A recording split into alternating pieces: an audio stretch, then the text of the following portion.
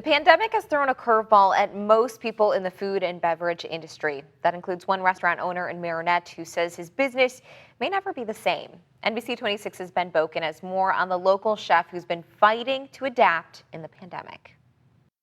For many restaurants across the country, some owners have transitioned toward an adapt or die mentality. The idea of just shutting the doors after all that work I just put in and where I was at a month prior to COVID was just crazy.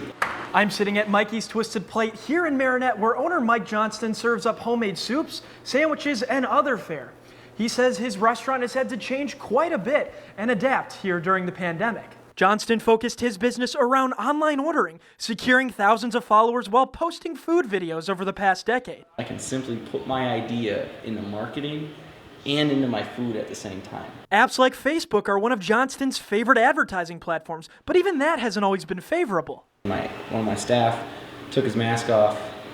We were done serving, and somebody had walked in and he was taking a drink of water with his mask off.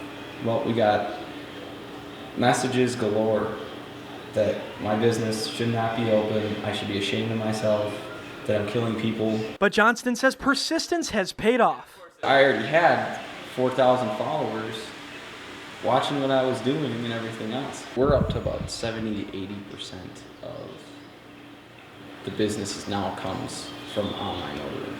Without allowing dine-in, Johnston asked his servers to play a role in delivering food. He says in some way the pandemic has actually helped him expand his business strategies. No business, not even Domino's, delivers out in Menominee and certain parts of it. And I said, I didn't care.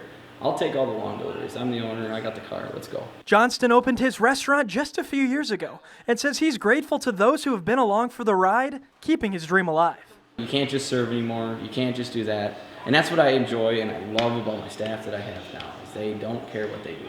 They're just here to help me. In Marinette, Ben Boken, NBC 26.